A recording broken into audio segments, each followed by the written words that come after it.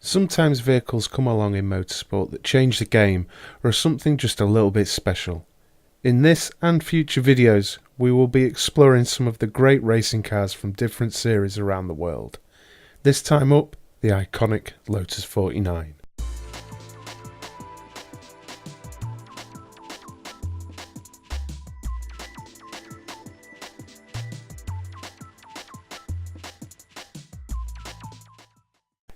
In 1967, Colin Chapman's Lotus Team Transporter arrived at the Snetterton circuit in the UK, unveiling and testing the now legendary Lotus 49 for the first time. Powered by the all-new 3-litre Ford Cosworth double 4-valve or DFV, it led Graham Hill's first impression to be, "It's got some poke, not a bad old tool." The Lotus 49 was advanced because of its design. The engine became a stress-bearing structural member bolted to the monocoque at one end and the gearbox and suspension at the other. This was the construction that nearly all F1 cars have followed ever since. The Lotus 49 was not ready for the start of the 1967 Formula 1 season and was plagued with reliability issues when it did arrive.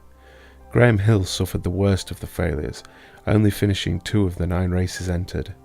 A 4th position at the Canadian Grand Prix held at Motorsport, and a 2nd place at the United States Grand Prix held at Watkins Glen behind his teammate Jim Clark. Clark had a much more successful season. Despite taking pole at the car's debut at Zandvoort in the Netherlands, the aforementioned reliability issues for Hill meant that Clark took the victory.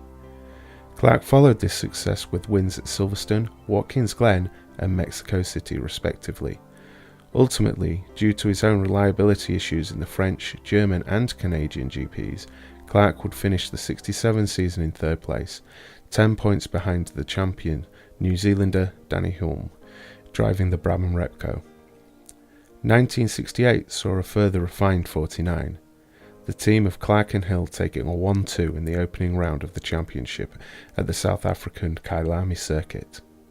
Unfortunately, this would be the last time Jim Clark would race in Formula 1.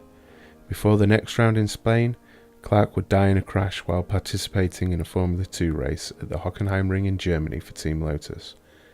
While the cause of the crash was never definitively identified and an investigation concluded it was probably caused by a deflating rear tyre, he was just 32. At the next race, in Spain, the sole entered 49, driven by Hill, who had also taken the role of lead driver, created history. It was the first Formula 1 works car to paint their car in the colours of their sponsor, in this case the red and gold of Gold Leaf Tobacco. Despite having qualified in 6th position, Hill took the victory. At the following round, the Lotus 49B made its debut. This variant of the 49 had a slightly longer wheelbase and a new Hewland gearbox. More interestingly, the B variant was equipped with wings.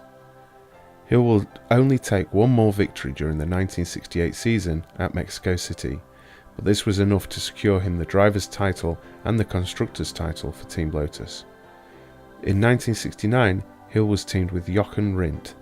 In a season where Hill would only score 1 victory, his 5th and final at Monaco, and Rindt would take victory at Watkins Glen. This was only enough for Team Lotus to score 3rd in the Constructors' Championship, with Rindt ending the season in 4th and Hill 7th. Into 1970, and the Lotus 49 was to be replaced by the 72 by the Works team. Despite this, Rindt scored a final victory for the car in that season's Monaco GP.